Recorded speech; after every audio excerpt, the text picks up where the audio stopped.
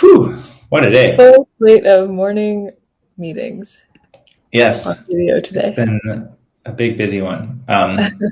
I'm so happy that you named this lunch break because I'm actually going to use lunch break prerogative and Oh, nice. You're have a actually, wow, lunch. that looks like actual food. I'm so proud of In you. addition to, Okay. I've got a handful of dried mango as well. What But is this is your bowl? actually, it is, well, it's kind of like eggplant parmesan that Jen made a little bit, maybe a couple of days ago. Nice. But then when I think she also mixed in some other stuff. I'm not sure. And then when I put it into it, she was like, "Oh, I just made this thing," and she said it's deconstructed pizza, Whoa, which that's really good. actually I like that framing of this. I mean, it's very like tomatoey and eggplant and stuff. So I just Nice. kind of like all the best part. I mean, I don't really care that much for the crust. I'm not like anti-crust. I just don't really. It's kind of like usually whatever. Like the good parts of pizza are like the tomato Yeah, sauce. yeah. Um, we also we're fortunate to get these really amazing tomatoes. Have you ever heard of early girl tomatoes? Do you know that it's like a type of tomato? Maybe from Jen, but one of my friends is very into like agriculture and hydroponics and all these things. Hmm. And the varieties of tomatoes just boggle my mind. Like, I did not know how much depth there was Yeah. So in the there's tomato world. this type of tomato. I think it's called an early girl tomato, which is a kind of a type of process where I think they like dry farm them so that they end up kind of concentrating the sweetness in a different way. Hmm. And then so early girl tomato is like I think a process, like a more general term, and then dirty girl produce is a purveyor of early girl tomatoes, Nice. which it sounds confusing. Dirty uh, Girl Dirty Produce. girl produce. I just sent the link in Love chat. that name. That's great. Wow. Mm. I would just love this. This is my favorite thing in the They are world. so amazing, and then they're only available like certain times a year, and Wow, so that is my dream. Just give me a I box just of vegetables. What are these pink beans pink beans. I don't know. on their website? Oh yeah, I'm there. Yeah, heirloom variety produce, and they do a big farmers market business. So That's so I'm nice. looking which of these are pink. Just on this. Oh, yeah. Yeah, I'm looking at their list what we grow and trying to figure out what may be Cranberry that. beans, maybe? Cranberry beans. Oh yeah, there's beans, Ooh, dried they are. cranberry, and Look at cannellini. them. Whoa, that's so cool. Yeah, cranberry beans.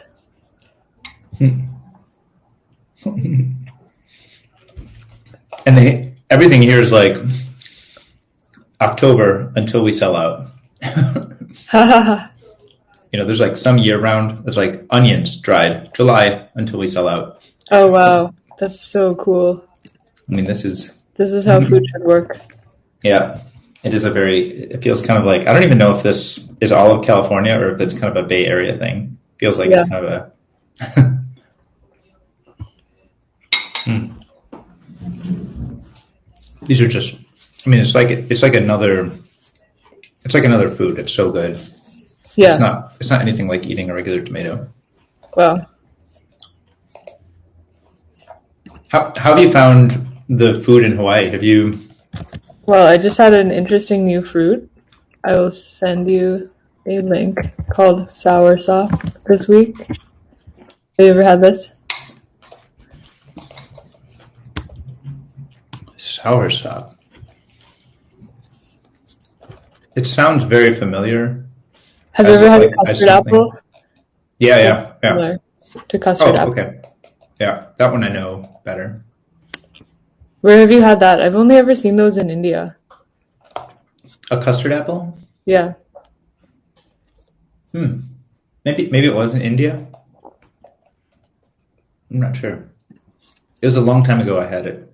So would they have had those in Southern California? or Or only India? sugar apple, I guess. This is what I'm talking about. Oh, a sweet sop. Okay, I guess I had sour sop, but I've had sweet sop before. Custard apple is native to the Americas, but has been found on the island of Timor as early as 1000 CE.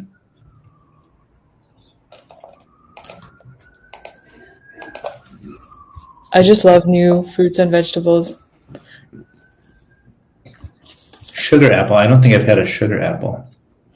This is what I meant when I said custard apple, I think. Oh. It's called sitafal in India. It's pretty popular. Oh. Yes. You have? Wait, you said it's called sitafal? Sitafal? Yeah. Yes. Yes. Is it really called that? Okay, so that has been like lodged in my memory because when I was in India, there was a woman who was there who, kind of had grown up in the US, but I think was culturally, maybe she was born in India and moved to the US early. Yeah. But she was describing some fruit to us, and she said that term, and then later I saw this lotion called Cetaphil with a C, and then for 15 years now I've thought, did she really just call that fruit the name of like her favorite lotion? So maybe funny, no, totally different. You know what I'm talking about? Yeah, I've seen that lotion. Skincare products. So I have wondered if that was a misrecollection on her part, which I'm happy to hear it was not. Because we ate these things, and she said, "Oh, this is called Cetaphil," and then I was like, later I saw this lotion thing called Cetaphil, and I wondered if maybe she just got the name confused. Different spellings. Cetafal and like Cetaphil, I guess. I don't know what that is. Yes, I remember liking this thing. So the thing that is called Cetaphil is the sugar apple? Yeah, I think so. Is that like a Hindi word or?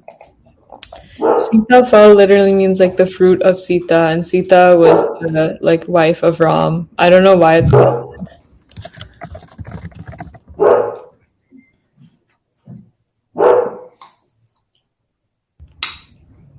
Oh, I guess. Okay, never mind. I mean, oh, okay. So there is one connection to the Ram and Sita story, but also apparently like there's some Sanskrit word that Sita derives from, meaning cold fruit, with a cooling effect on your body.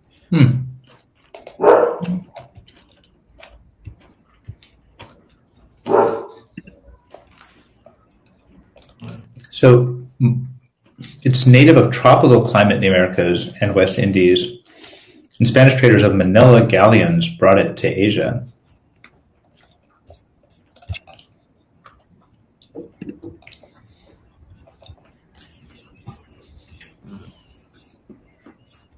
Pineapple sugar apple. Whoa. Have you heard of a cherimoya? Yeah, my friend actually grows them, she told me. Oh, wow. Pretty funky. Mark Twain called the cherimoya the most delicious fruit known to men. Oh my god. Okay.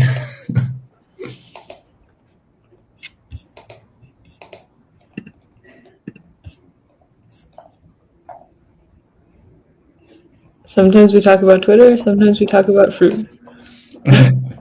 I feel like we're in this like horticulture Wikipedia rabbit hole. Wait, have I shown you my favorite Twitter account of all time? No, what's that? One sec. This one.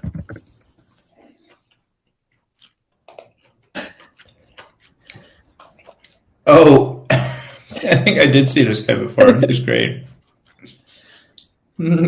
He's the cutest person I've ever seen in my life. Yeah.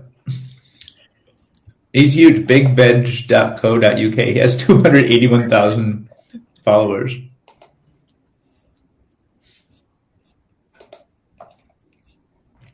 Wow. Just so cute. He How much kind of better would has the world that. be if everyone just had to spend like a little bit of time with this guy? Yeah. Just bring Donald Trump to his house for a couple of weeks.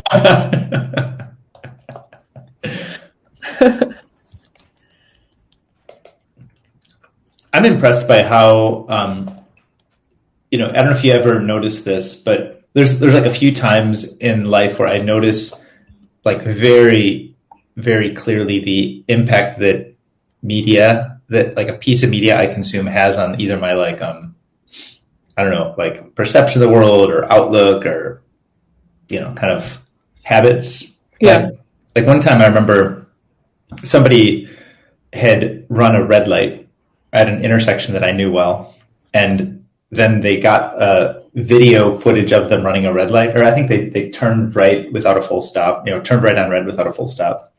And they showed me video footage of that incident that was provided to them by whoever the, California authority. And I saw that and I was like, whoa, I do this all the time. Yeah. And that really led me toward like behavior change. It was just like very clear that I guess I hadn't internalized that I did that. Yeah. And then it became very clear. So I wonder if like everybody began their day by, watching a Gerald Stratford, like a video, almost like a meditation practice. Like, let's just start our day with a Gerald Stratford video and like center ourselves on this folksy, fun, cute kind of, big veg. I just love that term so much. The big veg. Yeah. Right. Usually it's like big tech or big gov or, Big veg. It's like the veg, but it's totally about big individual vegetables, not like vegetable conglomerates, right? Yeah. Like literally a big carrot. And he grows all of these in the UK? Yeah, and the really cute thing is that there's just like all of these people. This is a whole Twitter subculture. So if you look at his follows, like there are other old men in the UK who also grow big veg, and they all like know each other and barely know how to use the internet, but they're all on Twitter together. It's so heartwarming. I must wonder if would he like, I mean, there's just so much appetite for this, obviously. If I think about what he's doing, he's kind of, I think, just passionate about doing this thing and then started making videos and then they started to turn out to be popular. Yeah. And we don't think of him in the lines of like, Legion and Nathan Bashaw and like the creator economy. And we don't think of him as that way, but like, I almost feel like he kind of is that in a way. And is there a way to help him nurture, like if there actually is this crew of people who all are kind of inspired by him and want to start their own gardening practices, is there a way to sort of help them do that? Because like certainly like creating the media and helping them consume that is like one, but I don't know, should he have like a Slack group or some meetups where he he gets together and talks about his techniques, and it just makes it more obvious that he's available to. It all just depends on what he wants to do. Right. Yeah, exactly. Yeah. He would be a dream lunch break guest. I wonder if his DMs are open. Oh, they're not. But I bet I can find his email on his website. Contact.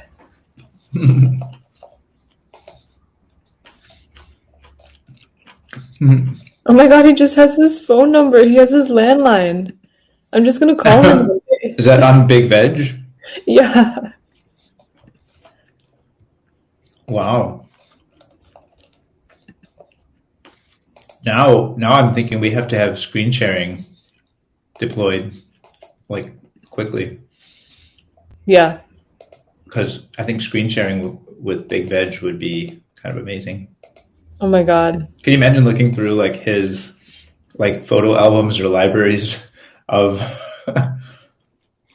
all of his favorite work and talking to him about what he was doing with each one or what his process is. And what is the process Oh my on these god. things? We need to do this. This is happening. I'm gonna call him when we're ready.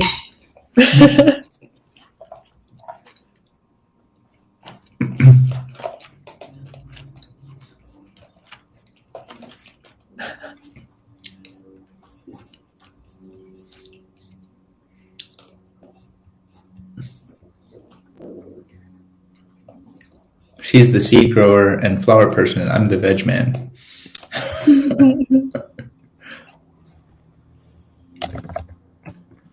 Oh, he said, I started to talk to some big veg grower on Facebook, and it was suggested I go on Twitter and join like-minded people to talk about our efforts in the veg field. Yeah. Mm-hmm. Wow.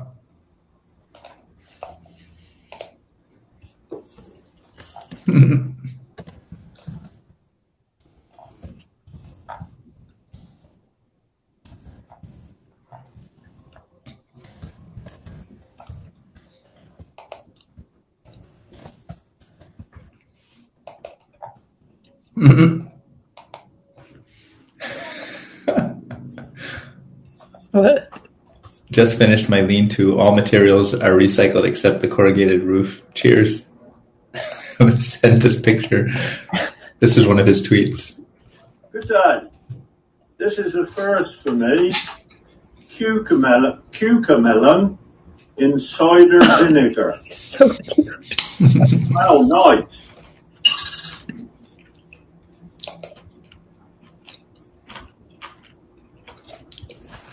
Oh my god.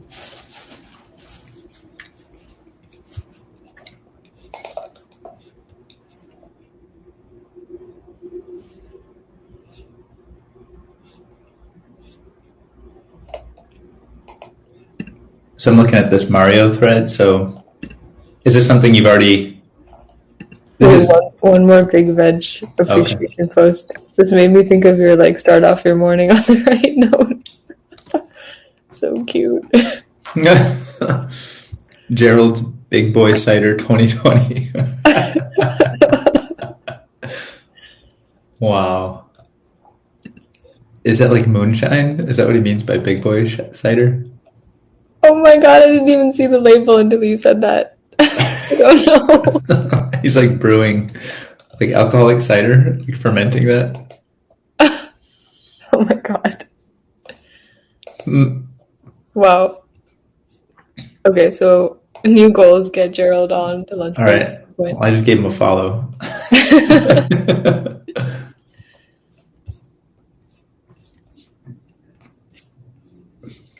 But yes, I had found that Mario thread earlier this week, but I haven't gotten around to reading it yet. I'm going to share... I forget if I shared this before. I may have. Let me see if I can find this. One of my favorite accounts. I don't know if I...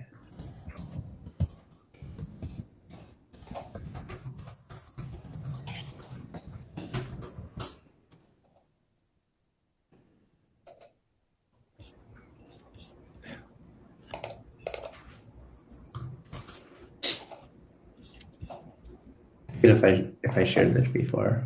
This is one of my favorite kind of place where cats shouldn't be. Oh my god.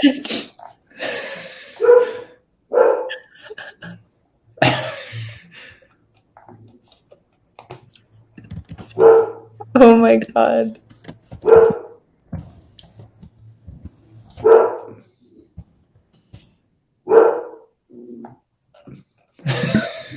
Have you ever had a cat? I haven't, no. My aunt was a big cat person. She always has, I don't know, probably, growing up, I think she always had at least 2 or 3 cats around. But Wow. then she was always like caretaking for ones at the shelter or something. So I know a lot of cats through my aunt.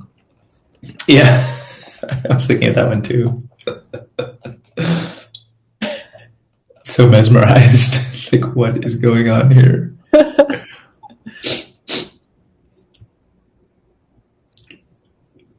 when I see animals, I'm always like narrating in my head. Oh my god. You must have some good Zoe antic stories or pictures. I'm always narrating Zoe and Jen is actually good at recalling all of them. I can't recall like even a single one right now, but Jennifer is recalling these things that I say in as my narration of what the dog is thinking. I'll have to ask her sometime. Oh my god. I sort of used to think that dogs were kind of manipulative. Really? Because they're kind of doing, they're sort of doing these things to get food.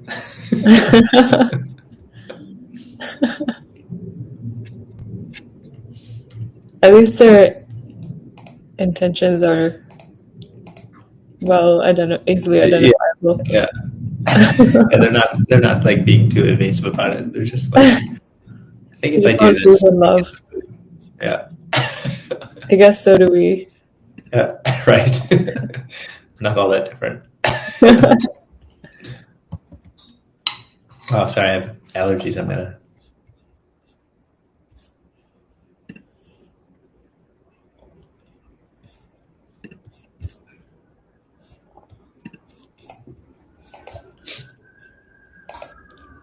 So this Mario thing is more of a tweet storm than a post, right? Yeah. You want to look at it? Yeah. So he says we're entering the third wave of digital media. Wave 1 was monolithic media. Wave 2 is user-generated content. Wave 3 is multiplayer media. So on the surface, totally agree. That seems right. I think people probably misunderstand this Wave 3 because it looks kind of like I think people would say, oh, UGC was multiplayer media. Right, meaning people say, oh, like if a bunch of us are commenting on the same Instagram post, isn't that kind of multiplayer? Right. The writing production process. 1-to-1 to many. So creator creates content, distributes to many. Yep, that makes sense. UGC is anyone can create. Everyone wanted to create. Still 1-to-1 to many, but happening a lot more times with a lot higher frequency. Right.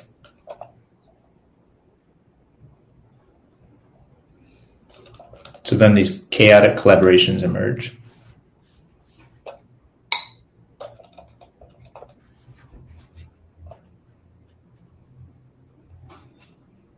I don't know. I'm skeptical now on this tweet number 4 because he says like no real value created by collaborating.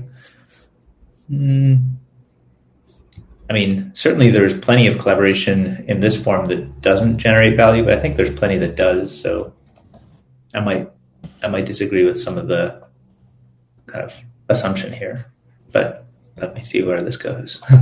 Yeah.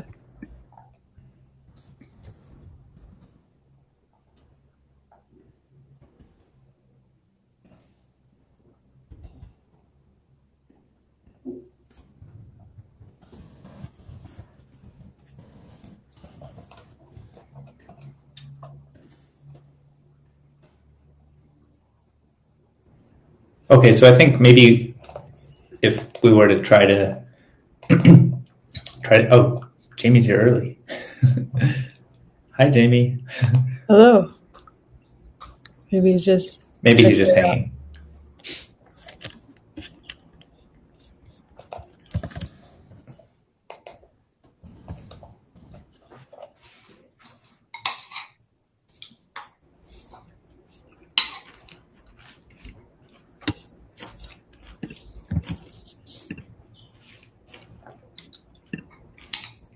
I bet he just opened the browser and doesn't actually want to be on stage right now. Sorry, Jamie.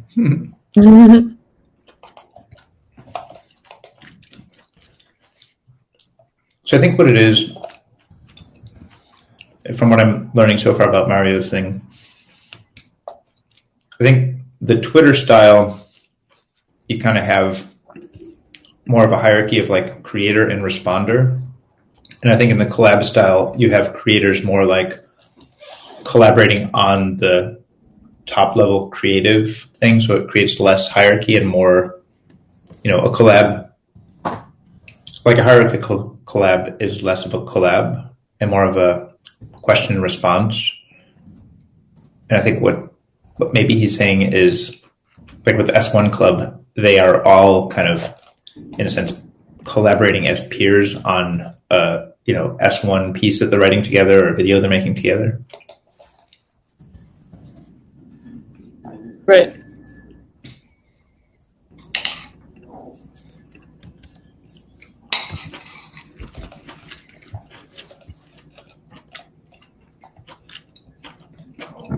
Mm-hmm.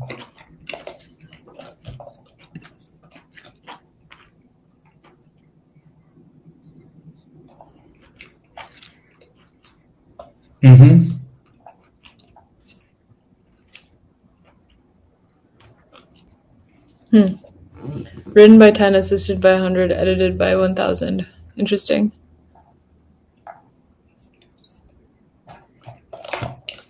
Yeah, this definitely resonates with me. I think at least the conclusion. I may have sort of had some concerns in the specific articulation of the mid stage, but I think the thing that we can now do better. I mean, we talk about like, Chris collaborative writing in a doc, right? Yeah. I think that's an example of this. Certainly, I think it's much easier for me to be here talking to you than if I were, using older video streaming tools where I'm just like setting the agenda by myself and talking on my own and hoping that somebody, responds. That feels like a harder mode. I mean, I used to see people do stuff like that on Periscope and it never felt quite great.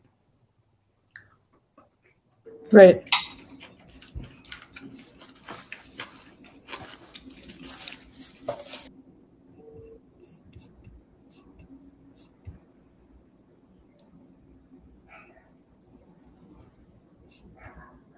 Man, I'm also just looking at Jamie's Twitter right now. How did it have people tried this before? This concept? It's sort of the first time someone is trying this. Do you know?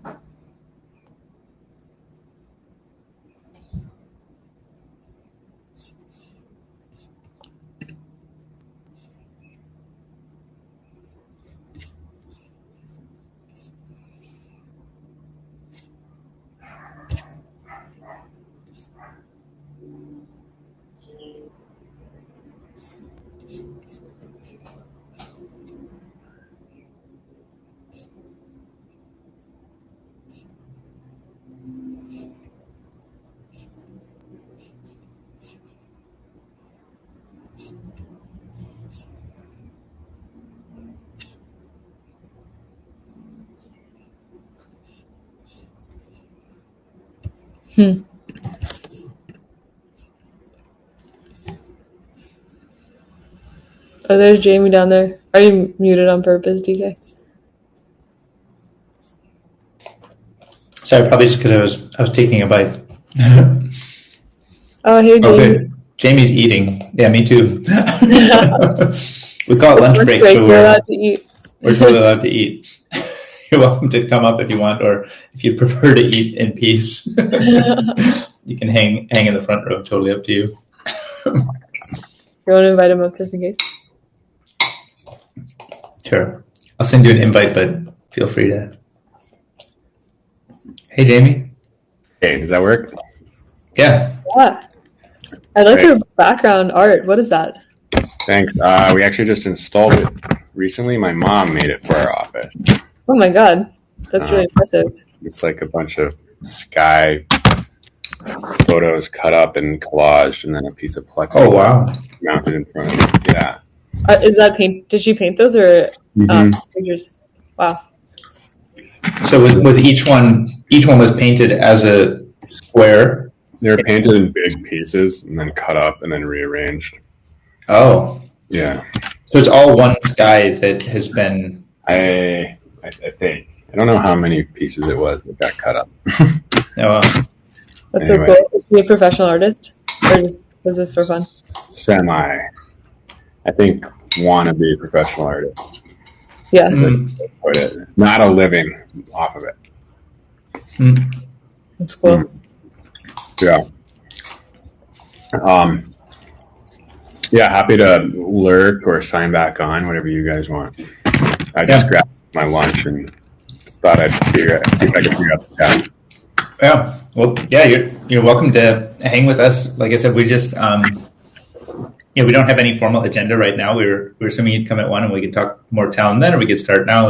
But we were just reading Twitter as we often do and sharing links and just talking about the maybe I'll eat and sign back in closer to 1 then. Cool. Sure. All right, cool. How do I? Here, we'll let you back to the front row, and you can just close the browser if you want. An easy way to do it. But yep, okay. I don't know if he knew he was muted. Looked like he was saying something to us, but Yeah. I think he got it sorted. Anyway, yeah, I was asking, we can also talk about this when he's here, but have people tried this before? I mean, it seems like such a wonderful idea once you think of it. Mm-hmm.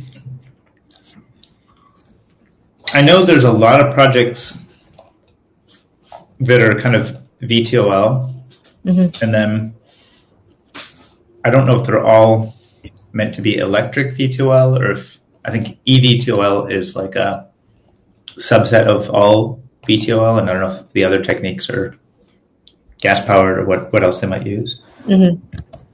I sort of recall tweeting, I think I had asked the question, I was kind of getting more into like electric vehicles maybe a year ago, and started asking questions about if and when this kind of thing would apply to aircraft. And I think some people were pointing out some of the kind of energy requirements of aircraft that would make it challenging, but maybe those were on, to replace traditional routes, whereas I think this is more like shorter routes with I think it's much more like a shorter route. So you wouldn't probably take electric aircraft, at least in any near term, to fly across the ocean.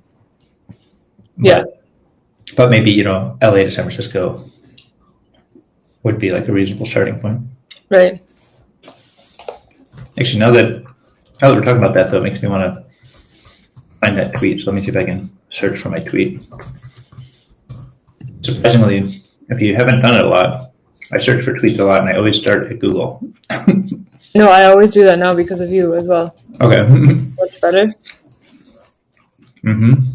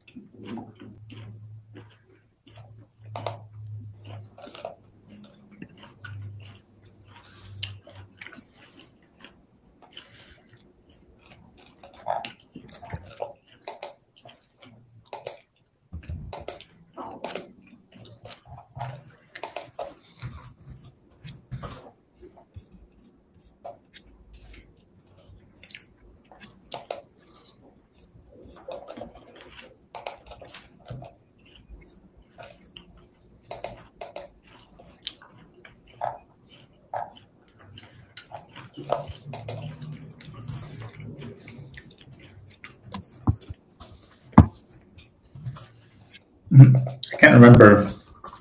I find the tweet somehow. But I do remember one of the people who participated in the conversation was Quirky Llama. me see if that can help me find it. I'm just trying to also remember the question you asked Blake. I forget how you phrased it, but it was something about how like the interplay between innovation in aerospace and space and like how connected they are. Mm-hmm. Right. Yeah, that's probably a good one here because I think a lot of the You Talyn work at folks. SpaceX, right? Mm-hmm.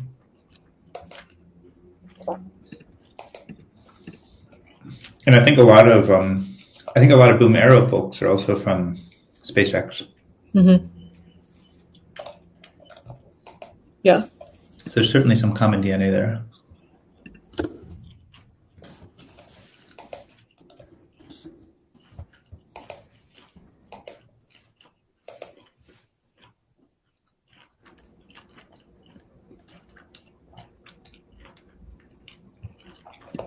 I don't think I'm going to find this discussion that I was. I have more idea.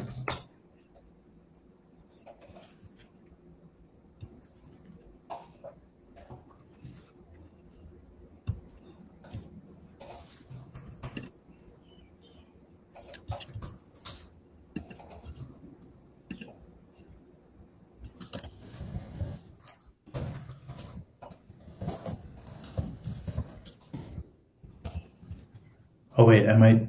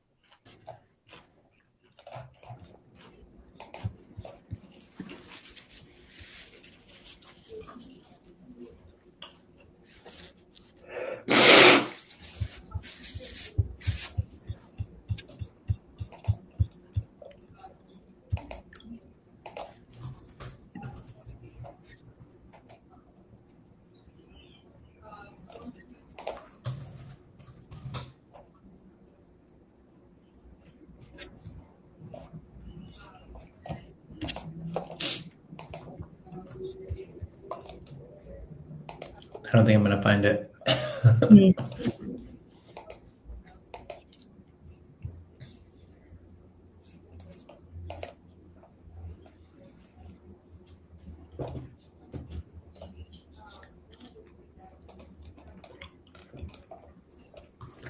Oh, it's cool how the Falcon 9 is similar to this system in some ways. Where's that? What are you reading? Let me pop the link in chat.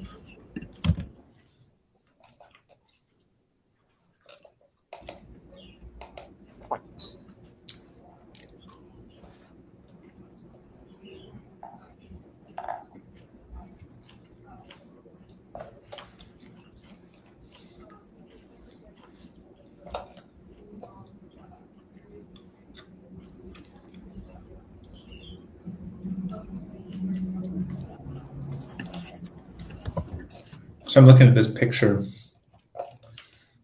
So it looks like the passengers or cargo would be in the bottom thing, and that top thing would be just used for like the vertical takeoff.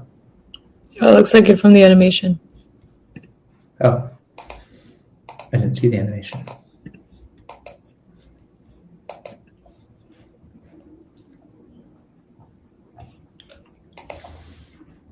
Oh, cool.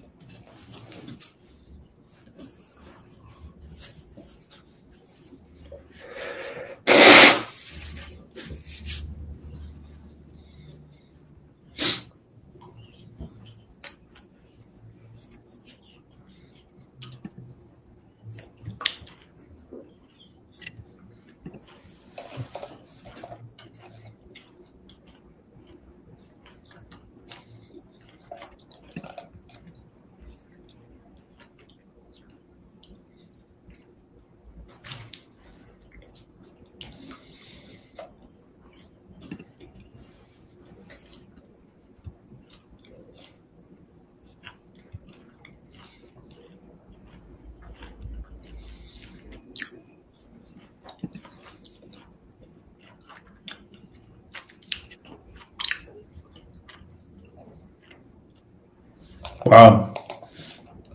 I love the soundtrack to that video. Oh, I didn't listen to it.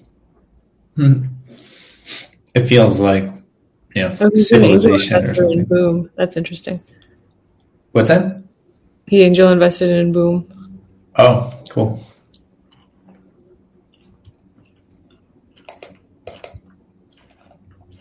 Private pilot's license.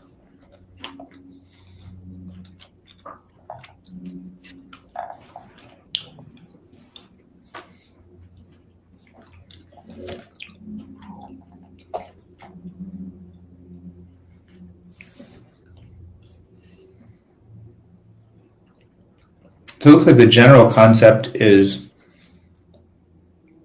there's kind of the part that does the vertical, and then the part that actually does the horizontal. Maybe is I don't know if that's the right way to say it, but there's sort of like a send-off stage and a receiving stage. Yeah.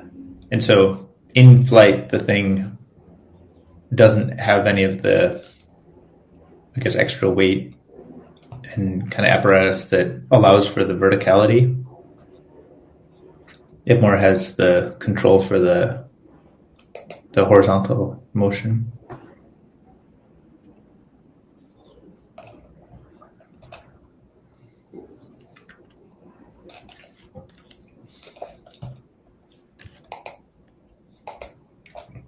There's another one where I wish we had screen sharing up. I know.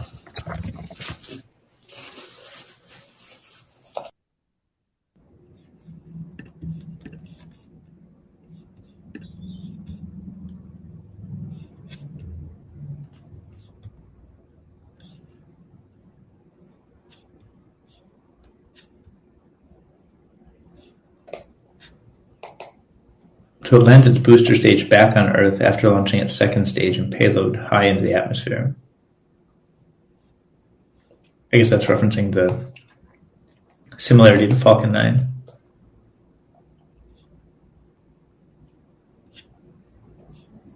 Yeah. I'm interested to hear how, when we talked to Blake and we kind of heard about his process for deciding if this is feasible and is it, in a sense, should it be pursued right now? Like, are we at a good point to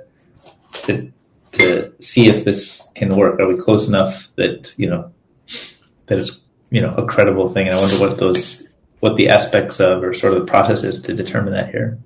Mm-hmm.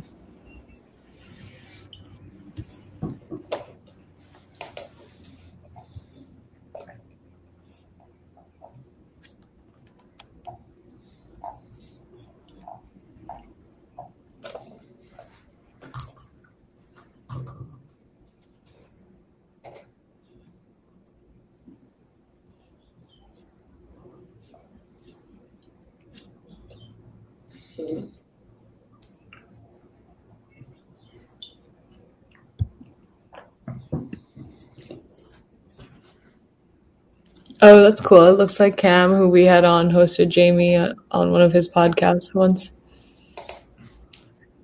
Wait, what happened? Cam, who was doing the Build the World's Fair for the really? thing, Yeah. hosted Jamie on a podcast once. Wow. Yeah, it does seem like they're in the same vein of very ambitious, large scale transformation. Mm-hmm. You can imagine seeing a Talyn Air demo at the World's Fair. Yeah, totally.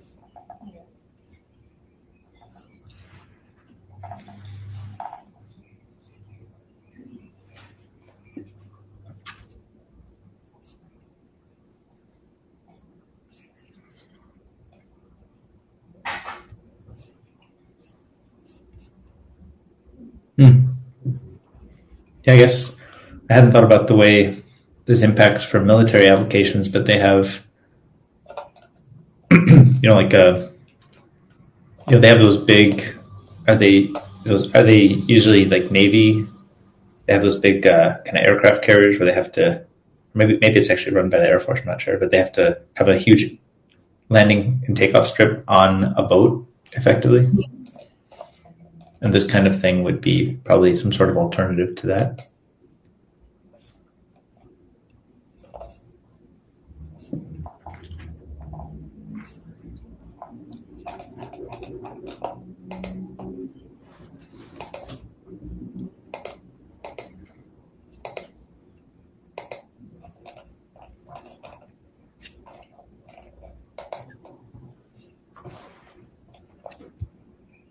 Looks like the competition is much lower range and much lower speed, according to the the diagram or the kind of chart on Talyn.com.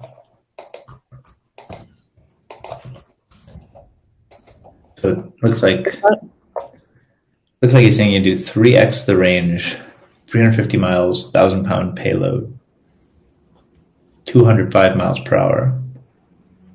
Whereas all the competition he's got boxed in is like kind of under 200-mile range. So it's like, many much smaller than that even. And then it seems like the big dramatic improvement of Talyn versus the other approaches, the competition that he lists appears to be that it's like huge outlier on range. Yeah, I was reading that too.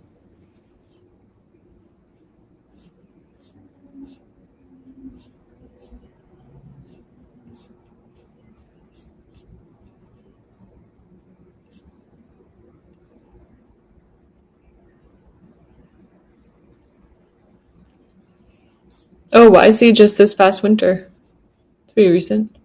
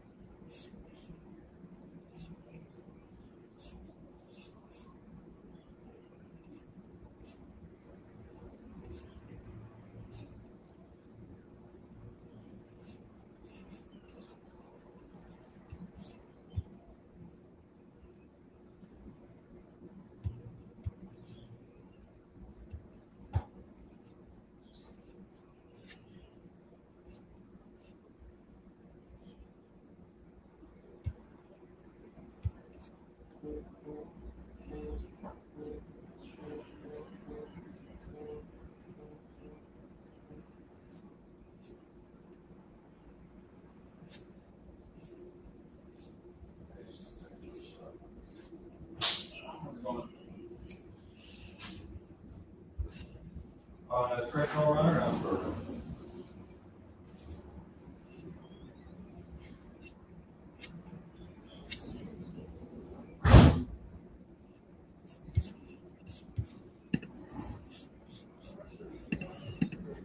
I'm gonna grab some water.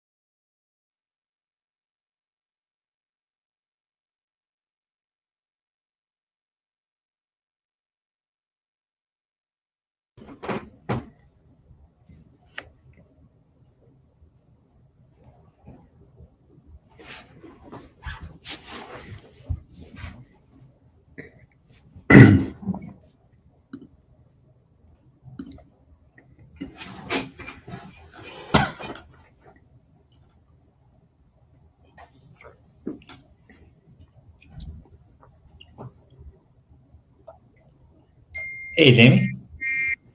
Hey, David. Hey. All right, I'm just getting my audio set. Hey. I also grabbed a bowl of lunch while we were at it. You grabbed a bowl of what? Some lunch, Oh, nice. snack, whatever you want to call it. I got another handful of dried mangoes. Just my lunch of choice, apparently.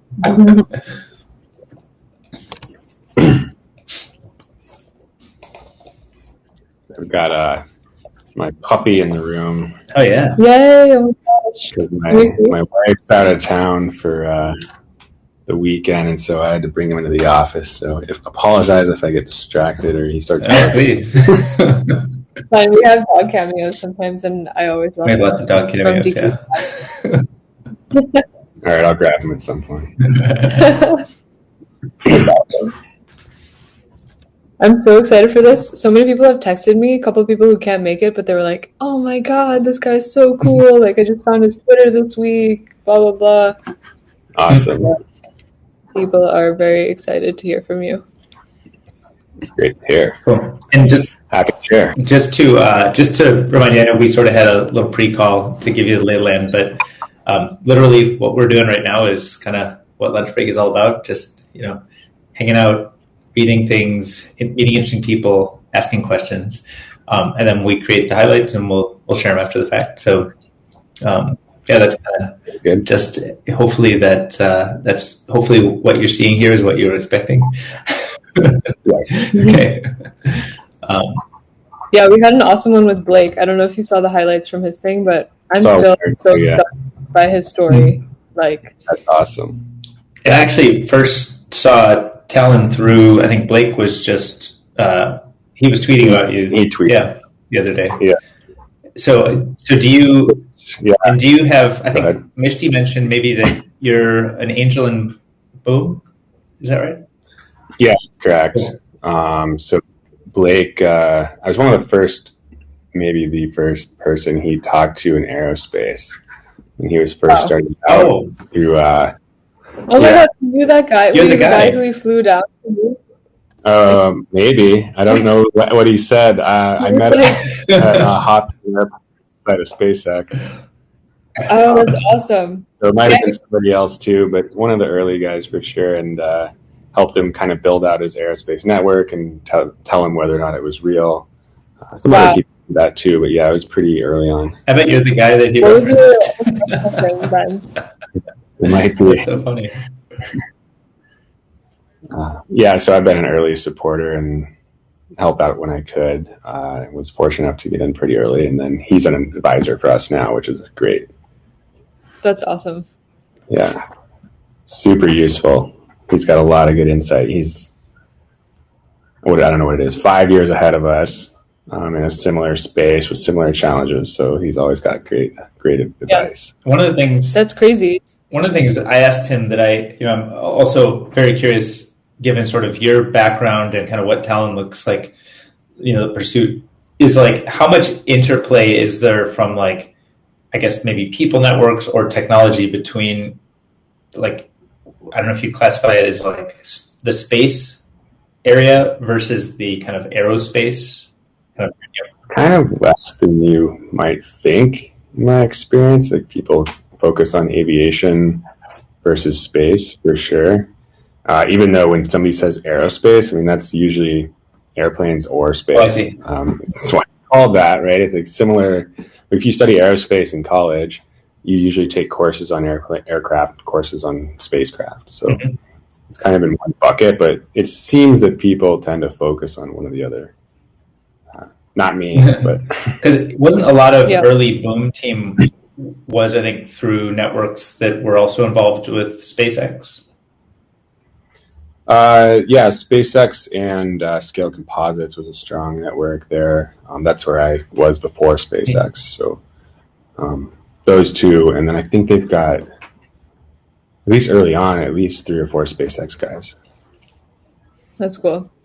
What was it? Can we take it back to your journey too? Like, were you always obsessed with space? Like, I thought it was so interesting that Blake kind of came to some of this stuff later on in life and teaching himself. He's an outlier. Yeah, he's definitely an outlier. But like, how did you get interested in all this? And then I saw that you were at SpaceX, and then you did some like, VC stuff, it seems, and now you're on the founder side. What's been? Yeah, the VC stuff I do is not like real. It's more like a large network of people who are venture partners, but it's more of helping out with deal flow and diligence, not as an actual job. So that's Next Gen. Also, a YC alumni fund I'm part of called Pioneer Fund. So you don't actually do it as a job. You work with deal flow and then you work on diligence. So if somebody's got a space or aero or deep tech company, and they bring in somebody like me to go through the calls. Okay. Yeah. Oh, you were like mechanical engineering, aerospace engineering college. Yeah, I always wanted to do airplanes or space as a kid. I think it comes a lot from my mom's side of the family. So her dad was a Navy pilot, Navy trainer, also a crop duster pilot, and then my uncle flew jets, and then now he was a Delta, and now his son is a Delta, was a pilot. So that side of my family with a lot of pilots in them. And I wanted to do the engineering side of it. I've got my private pilot, but it's not something I do all the time. It's more of a hobby, but always wanted to design the aircraft and spacecraft. Did you used to play? Did you used to play Flight Simulator growing up? Not that much. I did. So I wasn't, even though I'm a serious engineering nerd, I wasn't kind of the flight nerd that you might picture. Flight sim or video games. Yeah. Spent a lot more time either outside or actually like building stuff in the garage. Generally not aircraft, but. Oh wow! What kind of stuff would you be building? As a little kid, it was usually pretty dumb stuff. My brother and I tried to make a pig launcher with bed springs. We made a lot of boats, most of which sank in the river out back. Where did you grow up? In Colorado. Oh wow! Yeah, so kind of out in the woods, on the edge of the woods, and so we would go build stuff, take it out there, try and blow stuff up as much as possible. Yeah. A lot of model rockets, the Estes model rockets, but normally we'd launch the one kit and then make our own custom stuff. Yeah. Because it was way more fun, but a lot of those blew up too. Yeah. So just as much as possible. We had a lot of RC aircraft, most of which crashed. There's a theme here, but a lot of crashing. I think it's trying things, breaking things, having fun with it. So that was a lot of that. So it sounds like that was you and your brother were the ones kind of collaborating on that, and were your parents like aware of and supportive of this and nurturing of it? Very, yes. Oh, that's great. They weren't as aware of some of the stuff we were trying to blow up, but all the rest of it they were very aware of and very supportive. So, they took us to the hardware and let us wander the aisles and buy what we wanted, as long as it wasn't too expensive to build stuff. Yeah. All the time. My dad was an engineer, so he helped out, although he was an electrical engineer. He actually worked at NASA during the Apollo program. Oh, wow. Yeah, he was on tracking stations all over the world on console for the moon landing. Wow. So he got out of that after NASA, but that's in his blood too. So, he was really helpful. He would try and stay out of the process as much as possible to make sure we were safe, but let us do it on our own creatively rather than directing it. But super supportive. Yeah. And how did it feel when you were in college in more of a structured program to learn some of this engineering stuff? Was that, did you find it frustrating or not like as open-ended as you wanted, or what? How did you feel about the education part of things? That's a good question. No, it was fine. I think it was cool because I was finally able to actually do the math behind it. Yeah. Rather than just hammering stuff together and seeing what happens. So that was big. I mean, I always excelled at school in math, and so that part was pretty natural for me. Yeah. I had some courses that were more open-ended design and build courses, which were super useful, although I regret not doing more of those, especially when I'm hiring people now. If somebody's got design build in their resume, whether it's on their own or with a course, it's like an immediate huge leg up I only did a couple of those, so I wish I'd gotten more involved. I found I had actually some shortcomings when I came to industry. Like, I was really good at the math side, but the practical side, beyond my childhood experience, which is essentially useless when you're doing real was actually a little bit lacking. So is design build, is that like an applied specialty within aerospace, or just like a set of coursework or labs? No, it's just a generic engineering course. So we've got an intern here right now in the design build fly team at USC, and what they do is there's a bunch of universities that compete. They give them specs for an RC aircraft. They have to design it, build it, and fly it, and they're actually really challenging specs. So then at SpaceX, there was a huge hiring push for people in, I think it's FSAE Formula. It's like the Formula sports cars, college competitions, because those kids come out of there, have really good experience both on the math analysis side and then actually getting it built, and then they go out and race it in a competition. And so it's stress tested. That's essentially like getting multiple years of industry experience, all compressed into a couple of years in college, especially compared to large companies where you don't actually get great experience. So your education background was more theoretical then? Was that? Yeah, it was. I did a design build course on aircraft, which helped. I did one robotics course, which was multi-semester, where we actually built robots that was kind of open-ended. So those helped a lot, but on the larger scale car or aircraft stuff, I didn't have that experience. How did you approach filling some of that in when you were in industry? Was it just getting thrown into projects? Or? Yeah, I was at Scale Composites. It's prototype aircraft. The first program I was on there, first real program I was on there was, I think, 4 or 5 of us engineers to start doing a 5,000-pound aircraft called the Firebird publicly. Wow. And it's like you don't have a choice. And I think the average age on that team was maybe 23 or 4. Wow. Engineers with one guy who was a little bit older leading it. Is that sort of typical of to design an aircraft, it seems like a 4 or 5 person team feels, like it's a prototype aircraft, and Scale was famous for that. Okay. Super small teams. When I went to SpaceX, everybody at SpaceX talked about how lean and with lack of systems there.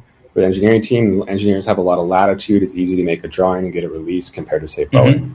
It's kind of Wild Westy. And I was like, it's Wild West. I literally would go out into the floor with a red pen, redo the drawing. The drawings weren't even made in CAD sometimes. Sometimes I would just literally draw it down on a piece of paper. Here's how you do a layup with these dimensions out of composite. And so there's a lot of trust and a lot of trial by fire there. So you got to get it right. But compared to SpaceX, it was the Wild West. It's gotten a little bit more processed now, but not much. Yeah, so you don't have a choice. You leverage your mentors there. One of my mentors was only a few years older, but had spent his whole childhood actually building or working on experimental real aircraft. And so is that a government customer that you would sell an experimental aircraft to, or? That one was, yeah. And that's still in operation, actually, the follow-on vehicles. It wasn't the one we built. It was just meant to be for a couple of years. Ended up, I think, being flown for maybe 5 years, and then they built follow-on versions that were meant to last longer. And they use them for things that I don't even know what they use them for, but you can guess. Yeah, that's interesting. Also talking about like perception versus reality with SpaceX in particular is just like so fabled right now. I feel like everyone is talking about Elon Musk, SpaceX. What do you think a lot of people would be surprised to know about how things work at SpaceX? I've been gone for 5 years. So yeah, when I started, it was 1,000 people. When I left, it was 5. And now I think it's pushing 10. And so things have changed a lot. The stuff that I got away with would not fly today, literally and figuratively. So I don't know what people would be surprised about. It was a similar environment of high trust and high responsibility. I don't know what some other companies use the term responsible engineer. It's used there. If you're a responsible engineer, it literally means that, like, if it breaks, it's your fault. If it doesn't get built, it's your fault. You're not allowed to tell somebody, hey, the supplier didn't ship me my part, or our internal buyer wasn't able to get it. It doesn't get it. Like, you have to go over there and get on the phone. And so that's how they get so much done with so few people compared to the primes for so cheaply. It's just a lot of trust and a lot of responsibility. Are the things around the hiring process or the sort of execution process that helps like select for that or sort of establish that expectation? Yeah, it's definitely an interview process. I think there's a couple of type of people that start there. You usually either burn out in a few months because you're just not built for it, or you last a while. And like I was 5 years. A lot of people 5 years stuck best, but there's one aspect to it, and then there are people who stay there even longer. But it's people who that's what they want to do. If you want to show up 9 to 5 and get your paycheck and just do what's in the job description, you won't last. So it's almost self-selecting. Within industry, it can be notorious. Like, if you go talk to a group of people, or over here, I actually overheard a group at a coffee shop last weekend. I don't know where they were working, but some of the primes, and they were saying, like, SpaceX is insane. Like, I can't imagine ever working there. People who work are crazy. What is wrong with them? And I think that's kind of the perception within industry if you work at a normal aerospace company. So it's self. Does prime mean something like Lockheed, Boeing, Airbus? Is that? Yeah, prime contractor. So whoever has the primary contract with usually the DoD or some other big company. Prime meaning primary contract. Got it. Yeah. Lockheed, Boeing. It sounds really useful for like being a founder now, just kind of having that like ownership mentality drilled into you from early on, and also the trial by fire before SpaceX that you were talking about. Yep, absolutely. I mean, a startup is kind of the ultimate ownership. The company literally dies or not based on the whole team, but like whether or not we perform. Do you feel like you've imported some of the hiring processes or operational processes that anybody who, maybe from a prime who you'd be talking to for Talyn would recognize Talyn as looking a little bit more like a SpaceX? Yeah, I mean, we're pretty small still, so it's hard to tell, but yes, like that's our goal. We try not to drain people as much as SpaceX does. That's not our goal. We'd like to have a more sustainable culture, but with the same level of responsibility and execution, without I don't want to say crazy pace, but like the expectations around just crushing yourself. We don't believe that's sustainable. So what was when you were at SpaceX, because I saw that you'd written online about kind of some parallels between Falcon 9 work and then Talyn now. Is that when, like, was you working on that, what catalyzed this idea, or what were the beginnings, and then like what was the point where you were like, okay, I should actually go all in and make this my full-time thing? So the catalyst came when Evan and I were looking at the aviation space together. We were talking about starting something. For us, it had to be something really worthwhile, something really big. Otherwise, we would have stayed in whatever job we were in, or done something else. And we were looking at aviation. There's people doing these regional electric airliners, and there's people doing urban air mobility on the electric side. There's a common theme of electric here. We're both big believers in that. And there was this hole in the middle of how do you do VTOL flight long range? And the common answer, especially somebody researching, is like, okay, once you take off and you're in forward flight, you're dragging around all these rotors. There's a lot of extra mass. Your performance is terrible. Your range will always be limited. Also, you're flying on batteries with really low energy density. And it's kind of just this fact of life where you can try and work around it and do as best as you can. So there are concepts about folding up the rotors. There's tilt rotors, old Uber concepts of sucking the rotors into these pods. That helps, but it doesn't get rid of the fundamental issues. And Evan and I basically came up with the idea at the same time. I think our rocket thinking was what catalyzed that. It was in the back of our heads, and we had seen some stuff about once you are in forward flight, you wish the rotors would just go away. And we're like, well, let's literally make them go away. Yeah. People have tried and failed. So yeah, I think our thinking there was based on that. Maybe not directly at the time. Was that our direct analogy? But thinking back, that's really probably what prompted it.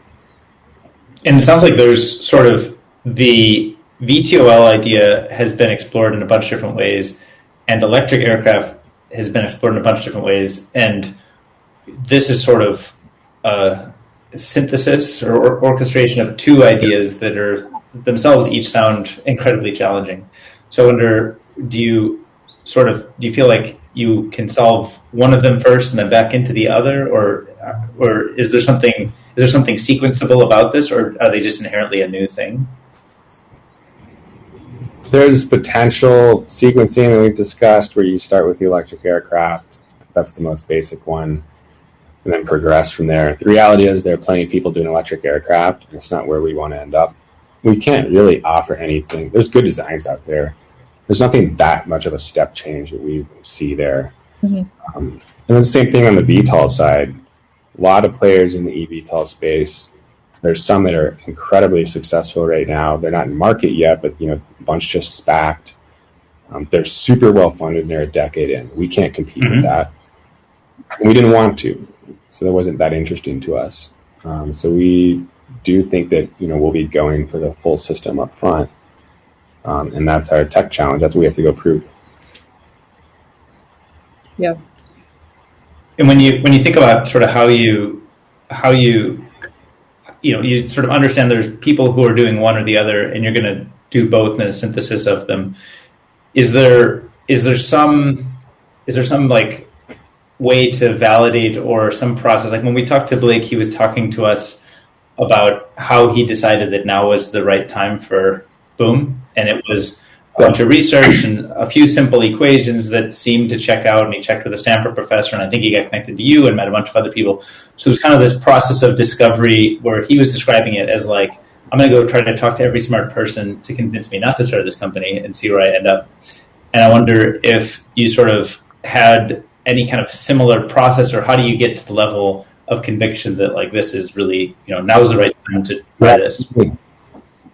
We sat down and we did what's called a conceptual design of the system, where you do kind of a drag buildup, power buildup, mass buildup, a layout, and did the calcs and got that we could do at least 3x the range, if not 5x with this. And that was, I think, our tipping point where we said we can go do this. The other tipping points for the tech side are kind of, some of them are across the industry, like distributed electric propulsion is the reason that Joby and Archer can be around. And that's essentially battery energy densities hit a tipping point due to Tesla. Electric motors, power density, so how much power they can output per size, and they're getting really good. That was a tipping point. So now you can put a bunch of smaller rotors on these things and distribute the electricity, distribute electric propulsion, and you get a better design than a helicopter. And the reason is you have a bunch of smaller rotors versus a one large rotor. So one large rotor has a bunch of single point of failures on it on the center, so it's incredibly heavy and expensive to maintain. The other is that the tip speed's really high on the end of that rotor, and so you're getting two problems there. One is high Mach number, which makes a lot of noise. So there are parts that are usually actually breaking the speed of sound a little bit. And this low frequency flop, flop, flop, flop that you hear when a helicopter goes by, which is super annoying and loud. So you break all that up in a bunch of little rotors, it gets really quiet. I don't know if you watched the Joby launch video recently when he's standing in front of it and it's taking off behind him. Okay, that's distributed electric propulsion. That's how quiet it can be. Wait, I think I saw the inspiration renders. Did you say, is that the one you're talking about? There's a video out where their CEO is standing in front of one of their aircraft taking off behind him, and he's talking to the camera. Wow, it's pretty amazing. Yeah, you can't do that with a helicopter. And it's also cheaper to go electric that way because you're running off pretty cheap electricity, and you don't have to maintain a combustion engine. So it gets better in a lot of ways. The green is like a huge bonus. Anyway, so those tipping points are industry-wide. that enable this technology. And then for us specifically, compute power and autopilots, we're doing prototypes with off-the-shelf autopilots, and we're writing our own code on top of it. The systems and sensors that you can buy for super cheap right now, all of that makes this possible with a small team. If you had done this 10 years ago, we'd have to have a huge team. It'd be incredibly expensive, even to just get started flying. So some other things that the way the vehicles link up, which I won't really talk about, but the same thing, tipping points and what's off the shelf and available in a small team can utilize it's essentially solving the problem with software rather than hardware. So when you mentioned like the problem that I think, was it the battery efficiency or density is being pushed forward by Tesla, was it?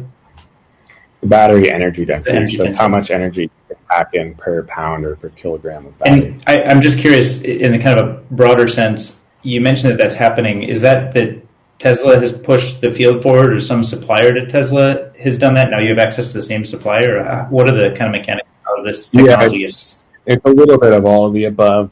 Tesla was who pushed it originally, because there wasn't a great use case at that point prior to Tesla for batteries for transportation. And they basically, I think it was Panasonic, started partnering with them and proving that you could get a lot better. It's also the way you package them and integrate them into a system. And so if you look up a cost curve and an energy density curve, you can just see them when Tesla comes on the scene to start to do this. And that's what enables it. And so other people have then picked up on that.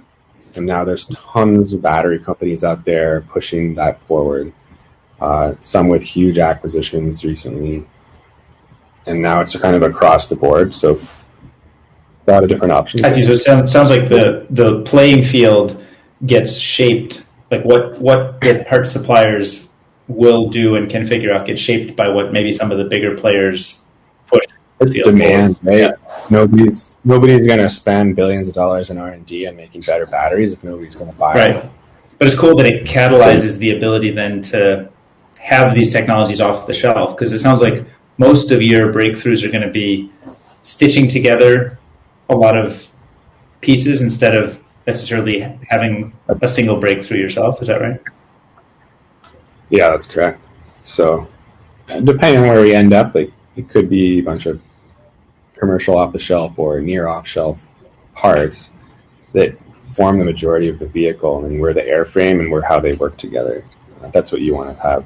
Eventually, you'd like to go more vertically integrated for efficiencies, both of your system design and production, but you don't have to invent everything to get it up. Right. It seems like the best kind of commercialization projects ultimately are, taking a bunch of things and putting them together in a novel, unique, useful way, instead of necessarily taking a lot of scientific or technical risk. So that's a nice thing. And then over time, you can sort of extend you can kind of get deeper into proprietary technologies that kind of further enhance your experience. Yeah. That's interesting. Also, I remember Blake talking about like chicken and egg problems, and one thing he said is the best way to solve them is just to get the chickens and the eggs in the same room and talk to one another in terms of, this is like peeling back, but you're kind of talking about getting the big players on the supply and demand side in conversation that then trigger things that have such cascading effects. It's like, I'll be the chicken if you be the egg. Yeah. Vice versa. But without that happening, neither of this is happening. Yeah. But so how does that play out for you? Because as someone who has very little background in the space, I think about someone applying to YC as a consumer app idea or whatever, and I can kind of imagine what they do, right? You go code and maybe you hire a technical co-founder or whatever, and you're just on your laptops building this thing. But for you and your co-founder, once we're okay, this is worth doing, literally what did you do day to day to sort of start getting it off the ground? Quit our jobs. And then we focused heavily on the technology up front to get a design that we thought was workable. And so we just spent a lot of hours engineering that thing. Kind of what you see on our website now is essentially that design, with a little bit of tweaks since then.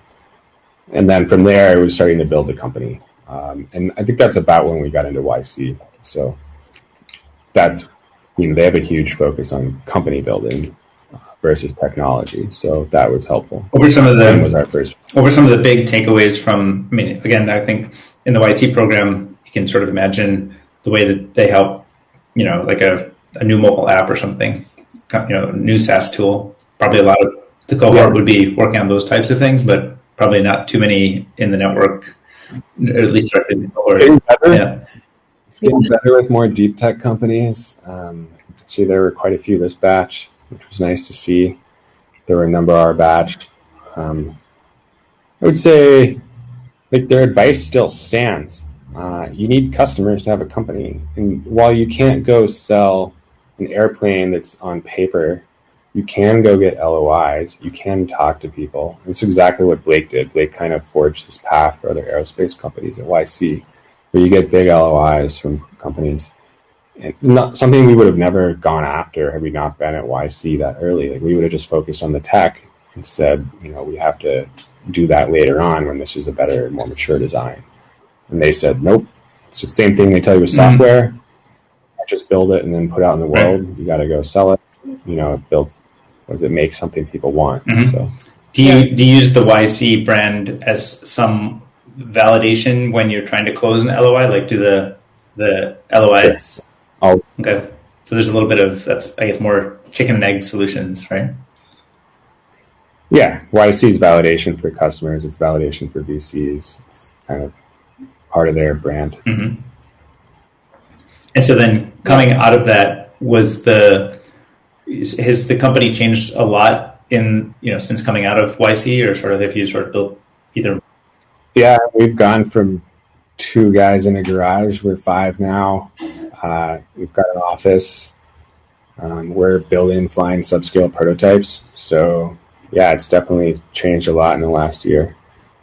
It's definitely a real company now, rather than just an aspiration and a couple friends hanging out. And how do you think about sort of the you've got these LOIs presumably in line, and I think on the website it shows a couple military applications. Presumably there might be some commercial ones in the offing, and I wonder, do those have kind of timelines and milestones, and do those include? Yeah, not yet. We're working on that, so we're working on details on this. Mm-hmm.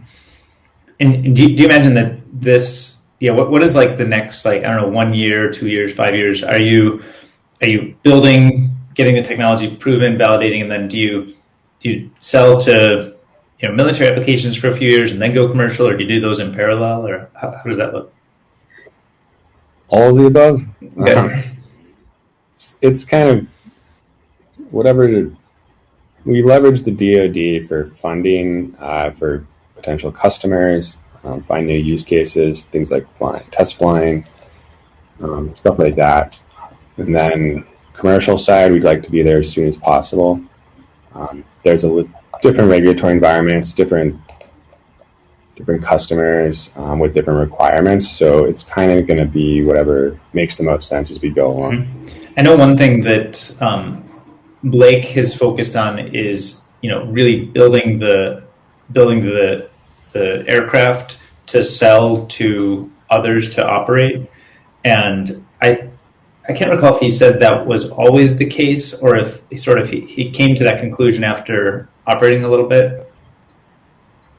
He was going to be a little bit, maybe his own operator. He was going to maybe be an airline at some point, right. Although I have trouble remembering. But so I wonder, where we are today with Talyn, does it look like a commercial? Well, we're in the same boat of trying to figure it out. So it could be that could be that sense. Your full stack end to end. I open the Talyn app and dispatch a V2L, an electric V2L, to get from San Francisco to LA is one possible version in the future.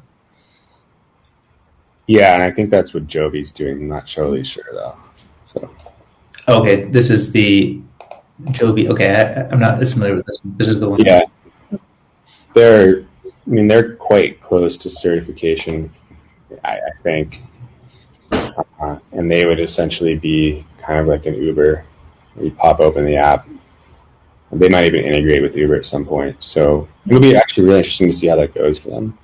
they've got a design that's pretty suited to this early stages, or a design that's further along the road. So, we're looking, like I said, we're looking at DoD, we're looking at some other potential use cases in the interim before we go all the way to the consumer commercial customers. Mm-hmm.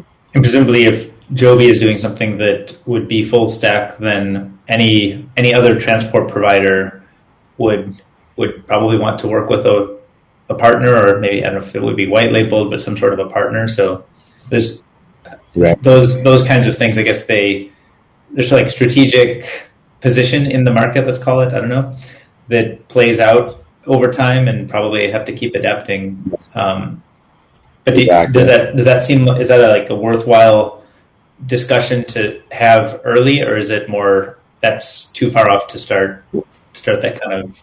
We talk about it all the time internally, and then try and just adjust accordingly. But we also know that the industry is so nascent that it's so different by the time this stuff actually hits the air that it'll just, all our decisions will change. So we don't lock ourselves into anything. Right. Yeah. Speaking of how nascent the industry is, it reminds me of this discussion we had. Was it last Friday where we were talking to Morgan? Morgan Beller is a partner at NFX, and I think she just led an investment in Stoke recently. Was announced. Yeah. Stoke. Uh-huh. And we were kind of realizing there seems to be all kinds of interesting projects in aerospace, whether it's aircraft, space related, and we're wondering, like, all of these people, like, I guess just sort of like serendipitously, Blake connected with you, and then you had a great network that helped him launch to others. But almost like, is there a community, or where should people go for community when they want to, they want to work on a new aerospace like project? Like, do they get connected with you, or is there a hub of somebody who? Yeah, it's a good question. I'm not aware of anything out there, although I've talked to a couple of people who are actually looking to create that. Where it would be a community of aerospace people that are interested in new companies and new tech, and it would be a combo of forums and also job postings so that people can get involved. As far as I know, it doesn't exist, but it's all just, the traditional networks. Yeah, it seems like I related to a friend of mine started a podcast called My Climate Journey because he just wanted to learn everything there is. I'm on. Was it? I'm on there. I'm on the Slack. Yeah. That's so cool. So I've been asking, where is My Climate Journey for space? Feels like the podcast plus the Slack with all the who's who among policy and GPs and LPs and just, operators, investors, entrepreneurs. It seems like just get everybody, get all the chickens and eggs together. Maybe the person that's thinking about starting this online community, maybe I'll suggest that to him. I'll give him My Climate Journey as a model. Yeah. Because what is your approach right now? What are areas, if there's something totally new that you want to learn about in this space, do you identify a couple people you think are experts and just kind of ad hoc go from there? Or how do you learn what's really new for you right now? It's a combination of talking to experts. There's surprisingly, especially in aviation, a lot of stuff you can look up in old textbooks. It's been around a long time. Really? Wow. Yeah. And then there's a lot of new textbooks on modern control theory, which is a pretty new field. Surprisingly good research out there. YouTube, it's been great. I know that I do less of the technical work now, for better or for worse. And my co-founder learned a lot of things when we were flying some other prototypes that he hadn't known before on YouTube. So. Wow. And who are the YouTube creators making these resources? I don't know. It's probably people at universities, kind of trying to, either professors or students that are just trying to put info out there and get followings. There's also a huge hobby community. I was going to say, it seems like there's probably so many hobbyists around that you could. I think about people that guy who's really famous for doing those glitter bombs. He was an aerospace guy, I think. You know the one I'm talking about? No, I didn't know. Wait, what is that? You never seen this guy? I think he was an engineer at NASA, and he has a massive following on YouTube as kind of he like people would steal like an iPhone from his porch, and so he would. Oh, I remember this. Here, I'm getting the video right now. This guy, Mark Rober. So it has like almost 30 million views. I think he was a NASA engineer. Saw these, just like packages getting stolen off the front porch, and so he built this glitter bomb, package that's like bait to get people to steal it, but it has all these cameras in it, and it calls home with all the video footage of the person getting like glitter shot into their face while they think they're opening up a new phone. It's incredible. It's good deterrent. But it seems like there's almost like creating media as a way to get community of people who are interested assembled. It seems like he's like on a very large scale been successful at creation in probably tickles some of the same interest groups, but certainly not like in a professional way, more like in a entertaining way. He's great. Get people excited. Yeah. People interested. What we're sort of not fantastic at that. We're like engineers cranking away. Yeah, we're waiting for your glitter bomb. But like, what sort of books or podcasts or media do you consume, like either for work but also outside? Like, what do you find personally inspiring and piques your curiosity? Podcast wise, pared down, but I actually listen to Lex Friedman a lot. MIT professor who talks with a lot of people about AI, neuroscience, other pretty heavily technical subjects, but so keeping it pop sci to a certain extent. That's really about it these days. I used to listen to a lot more and found that I needed some breaks. Started listening to music in the car again for the first time in a long time, just to help give me a little break in between things. Books wise, my wife always makes fun of me because I order probably 5 books a week and read these days maybe 1 a month. So that's not great. I love books. I wish I had a lot more time for them. I generally read like either more fiction now, but on the nonfiction side, I used to read a ton of business-related books, and I've essentially stopped. I kind of felt like I had knowledge soaked to enough point where I had to just go do it myself. And then the rest right now is just kind of noise. So that's been a big shift for me. So I've probably read, 30 or 40 business books that people have heard the names of. Don't do that anymore. Does particularly stand out from the crowd of the rest? I mean, the classic, if you're a SpaceX guy and you read those, is 0 to 1 by Peter Thiel. And especially an entrepreneur. That's really the only one that stands out to me right now. And then I tend to read like more technical books, not actual textbooks, but like books on technical subjects, like AI or neuroscience, things like that. But it's with the most technical pop sci versions I can find. What would be an example?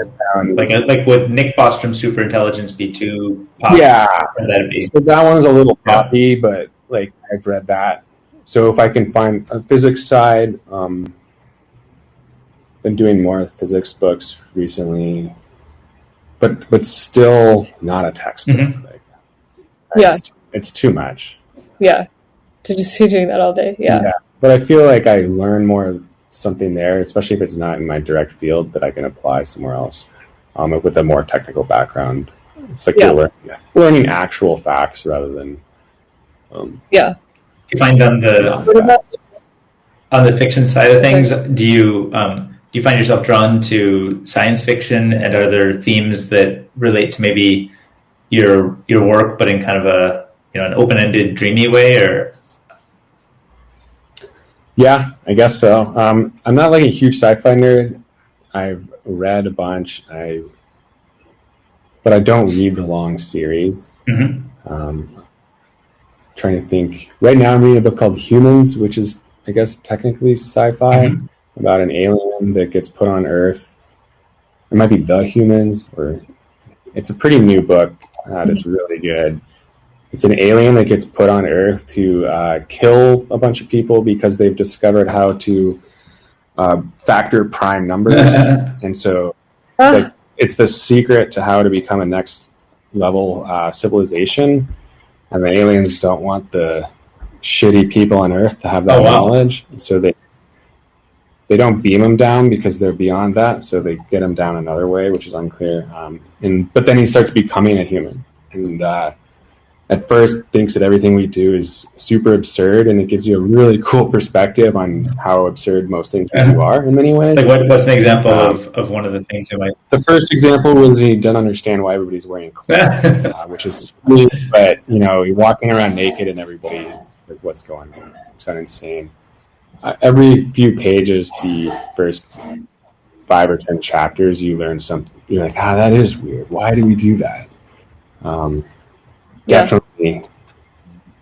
Definitely worth reading. And then I what else come through the door recently with the book orders? I have to pull up my Amazon account. I feel like I haven't been reading as much as I normally have. What else is good? I reread some of the Foundation series recently. Here's what I've ordered recently. The User Illusion, Cutting Consciousness Down to Size. Complexity, The Emerging Science, The Edge of Order and Chaos. So I haven't read these, like I said. These look really interesting, though. Wow. That's the kind of stuff that I like to read when I'm reading nonfiction. Yeah. These days. Right, I feel like there's a lot of, I guess, cognitive science as a broad term, but like this intersection of like neuro, AI, philosophy, super interesting. Yeah, there's part of me that wants to be in that field at some point. Yeah. Huge aerospace guy, but are there aspects of those fields that you think apply maybe to the problems you're working on, or are they too far afield? It's a good question. I've thought about it a bunch and haven't come up with any great way to incorporate that. There's something to be said for autonomy on that side, whether it's autonomous car, robot, or aircraft. Yeah. Being an aircraft guy, when you start saying non-deterministic system making decisions through neural network, people freak out. You have to know exactly what it's going to do, which is a little bit ironic because we are that. Right. And we're allowed to drive the airplane or the car. Yeah. We're just a more sophisticated version. And then also every single self-driving startup out there is using that. Yeah. Almost exclusively. And it's a different level of regulation. So I guess there's that, which is a lot of interesting philosophical questions there, like the trolley problem that everybody talks about. But totally, yeah. And the aircraft side, if you don't know exactly what happens in every scenario, like you can predict it through the code, you won't be able to fly. I hope that changes. How close are we to being able to, like, so, I mean, yeah, I'm mostly naive about this, but my brother happens to be a professional commercial pilot, and he has said to me that, like, you can kind of, these things can kind of fly themselves, and, the pilot is present because of, like, a little bit more tradition and, like, psychology of the passengers instead of for, like, true technical need. And, okay, I don't want to misrepresent what he said. So, yeah, I would totally agree. There's actually a bunch of former SpaceX guys started Reliable Robotics. They're doing automated flight. And most commercial airliners these days can fly almost the entire flight end-to-end without human input.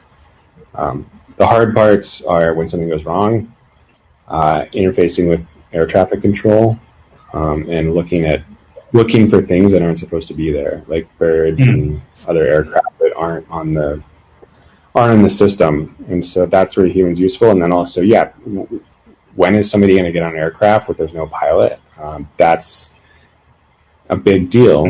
And I think urban air mobility is a good example of that. People early on were pitching, we're not going to have pilots. And almost everybody has capitulated to, we have a pilot until the regulatory and perception front has changed. So when the FAA allows it and when people are willing to get on This there, public perception, not like computer visual perception. correct. And And I agree with that. Like you have to have a customer, and if they won't get on the plane, then you don't have a customer. right. Yeah, that's true. Do you think that's going to happen? Or like it almost seems like with this VTOL flight idea, it's new enough that we don't have existing expectations. So there, is there an opportunity to introduce some, like, meaning if you try to have an autonomous, car on the road, everybody has an expectation of what that should be like, and the system has to perform so much better than a human in order to even be under consideration. But when you're creating something so new and different, I wonder if there's actually more flexibility to define what that future should look like, or kind of set the bar for what we should expect out of that. Some people think that's true, and some people think it's the opposite. That you're already, like, you can only change somebody so much, and so you're already saying, here, get on this new type of aircraft, and then, oh yeah, there's not a pilot also. Might be too much. Mm-hmm. But yeah, I agree with you that you're reformulating a thought process around these aircraft, and so you might have an opportunity to bend people a little bit more. I think it's going to be like many things where it's going to happen real slowly, and then all of a sudden, it's like the internet. It's kind of probably like self-driving cars, although we haven't seen it, where it's just isolated events, and it feels like it's super slow. And everybody's saying it's never going to happen, it's never going to happen, it's never going to happen. And you're going to hit a tipping point, and all of a sudden 90% of cars are going to be self-driving. Yeah.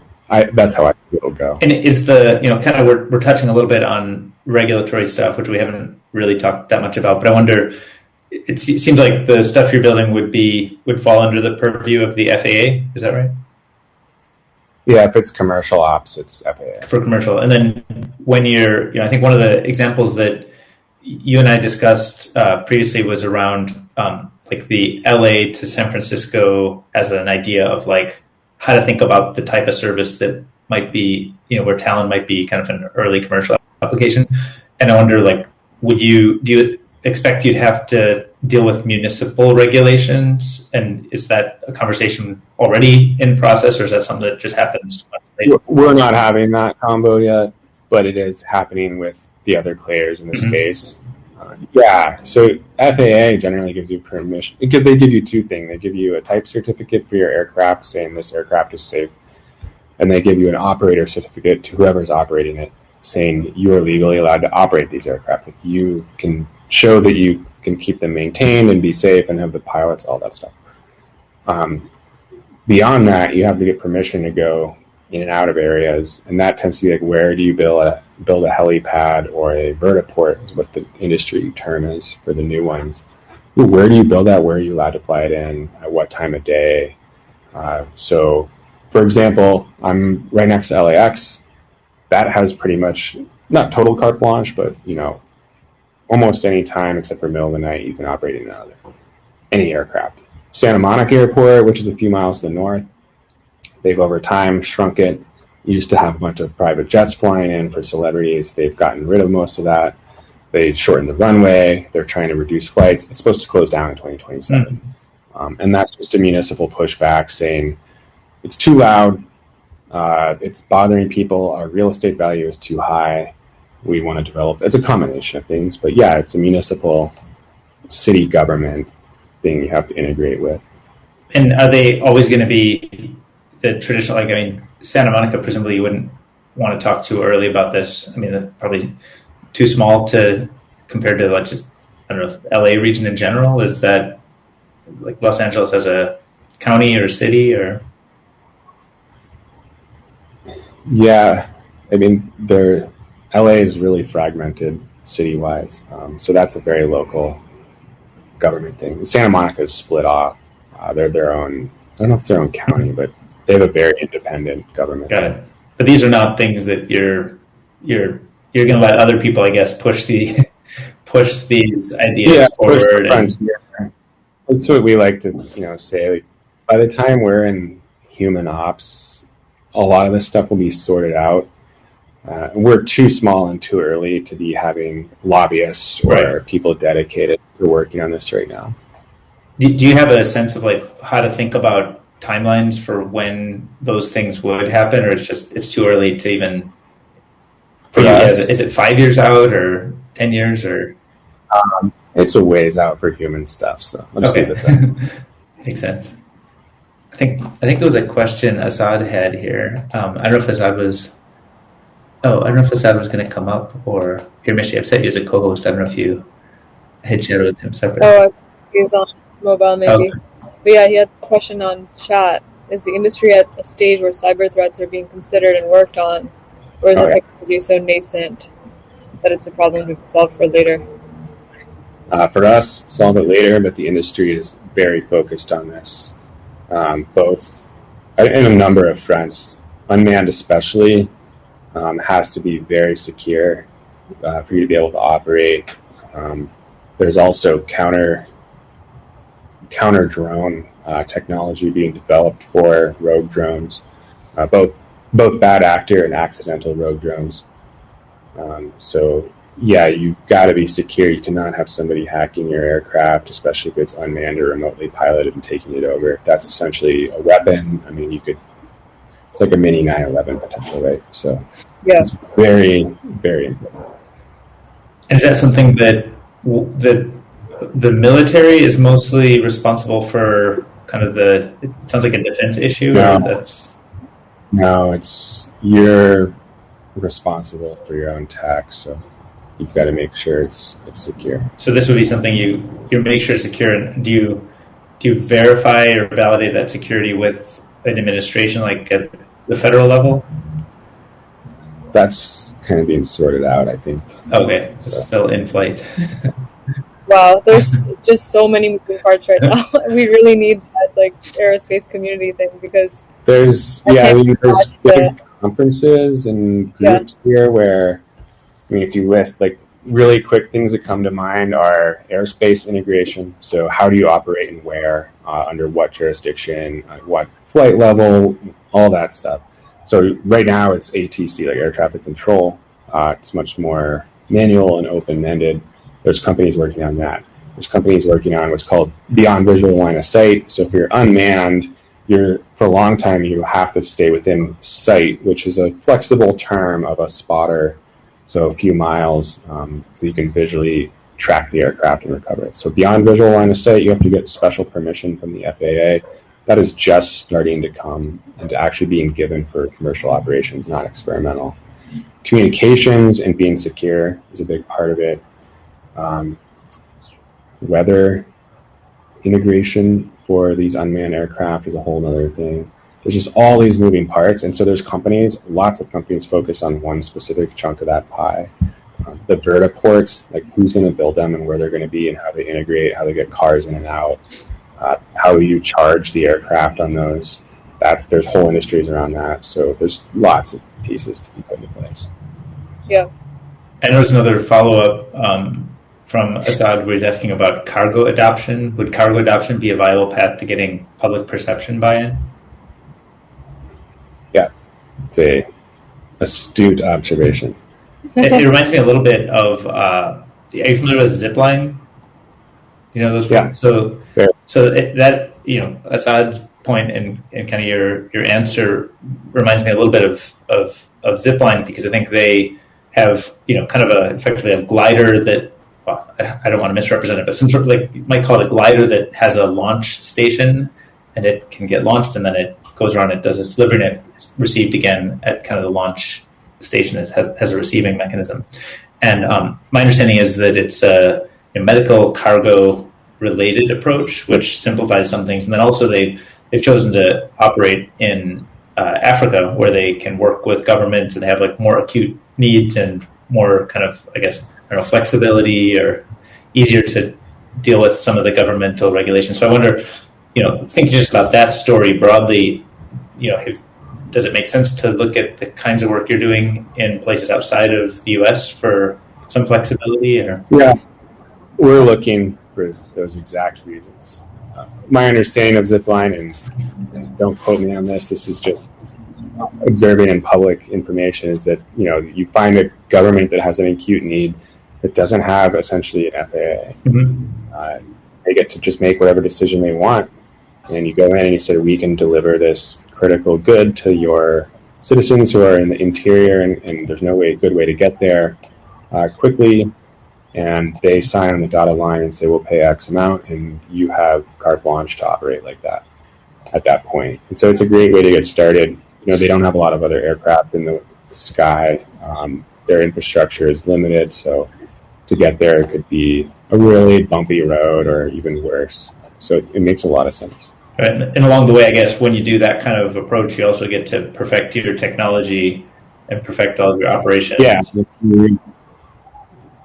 The old, like, if a tree falls in the woods and nobody's there, count whatever that's saying, and like if you crash a drone into a remote area that's small and nobody gets hurt, it doesn't matter. Not really. You lose the drone, and that's not great, but that's some way to work with nascent tech. And the DoD is the same way, where if there's low risk to people or very expensive property, then you get a lot of flexibility in where and how you can operate. Wow. So much uncharted. Wow. I feel like we learned a lot in this past hour. Totally. Wow. I Which is really feel like my head is spinning with all of the challenges and opportunities and different directions this kind of thing can go. We agree. Yeah, but thanks so much for joining us. Yeah, really enjoyed it. Split it up into highlights and post them up on Twitter. Great, thanks. Cool. Thanks so much. All right. Have a good one. Cheers. Bye-bye.